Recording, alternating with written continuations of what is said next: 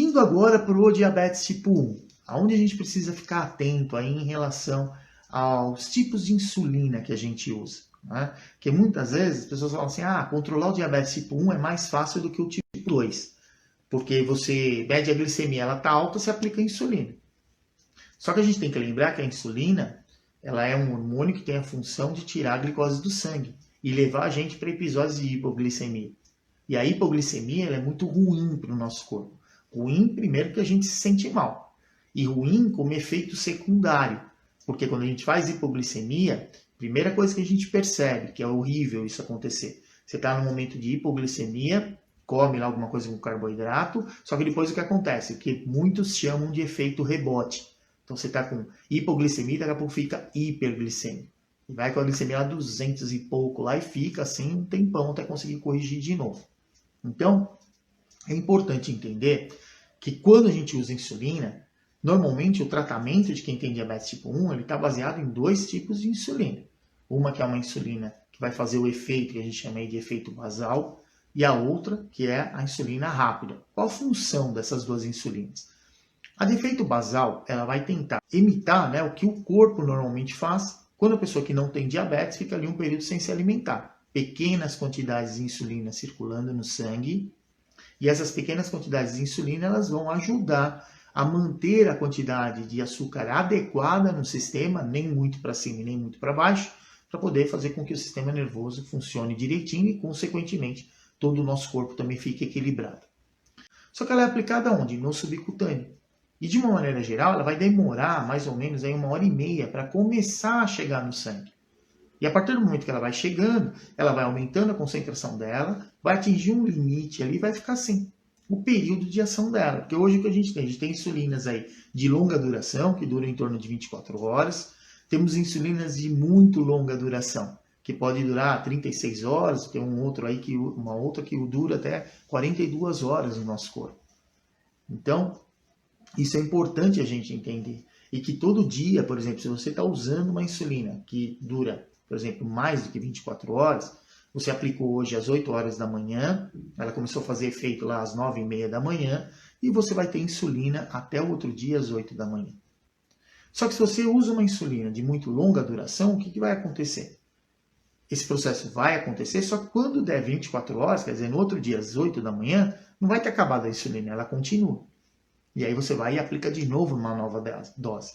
E o que acontece? Durante um período, que vai ser o período de ação, que é prolongado por mais de 24 horas, e o momento que a outra insulina que você aplicou começa a fazer efeito, uma curva se sobrepõe à outra.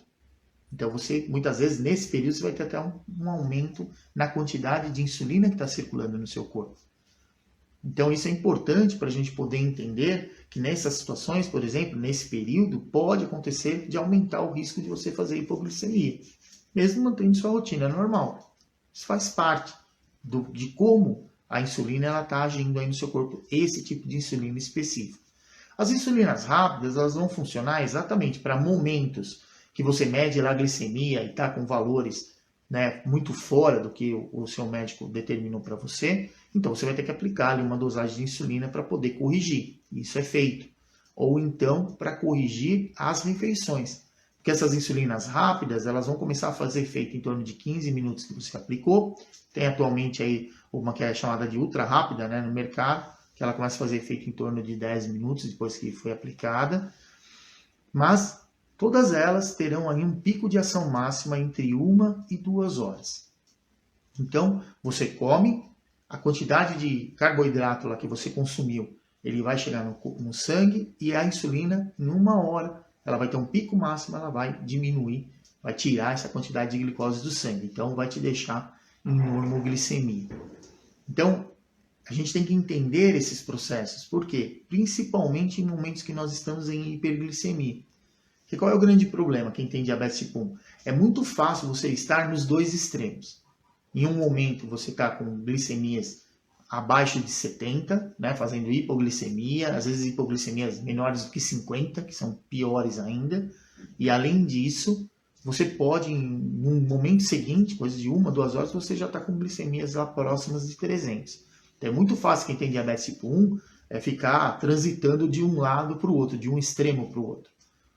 Hoje o que a gente tem como objetivo para um bom tratamento? Manter a glicemia acima de 70, quer dizer, não ficar fazendo hipoglicemia, e abaixo de 180. Isso é chamado em manter a glicemia no alvo.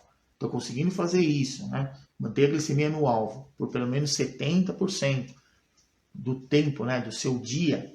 Isso ao longo do tempo traz aí um bom controle para o diabetes, que leva você a ter uma hemoglobina glicada menor que 7%. Só que a insulina ultra rápida, ou rápida, ela faz a glicemia baixar rapidamente. Só que assim, ela tem um pico de ação. Mas da mesma maneira que ela começou a fazer efeito, começou a aumentar a concentração dela no sangue, ela vai atingir um limite máximo e depois ela vai diminuindo. Não quer dizer que ela atingiu o limite máximo e acabou o efeito. Não, ela vai continuar fazendo efeito. Ela começa a diminuir, né? Até chegar no momento que não tem mais. E a gente tem que entender que esse tempo, ele pode levar de 3 a 5 horas, desse momento que ela chegou no máximo e caiu. E por que eu estou falando isso? Porque é muito comum. A gente, quando está fazendo, a gente que eu falo, né, como portador de diabetes tipo 1 aí há muitos anos, a gente acaba ficando em hiperglicemia e você fica preocupado, fala, vou corrigir. Só que assim, lembra que você vai corrigir agora, com uma quantidade de insulina. Aplicou. Ela vai começar a fazer efeito, daqui 1, 2 horas ela vai ter um efeito máximo, e depois ainda vai ter pelo menos de 3 a 5 horas que ela ainda está fazendo efeito no organismo. E muitas vezes a gente fica preocupado com isso e acaba medindo, daqui 2 horas eu vou medir. Mede de novo a glicemia, ainda está alto, vai lá e aplica de novo. Só que não considera aquele pouco de insulina que ainda estava fazendo efeito da última aplicação. E aí o que acontece? Essa aplicação nova se junta ao efeito da outra e fica uma quantidade maior de insulina no sangue, o que leva muitas vezes a quem tem diabetes tipo 1 sair de um episódio de hiperglicemia e cair num episódio de hipoglicemia. Então isso é ruim para a gente. Você tem que tentar manter a sua glicemia na maior parte do tempo menor do que 180.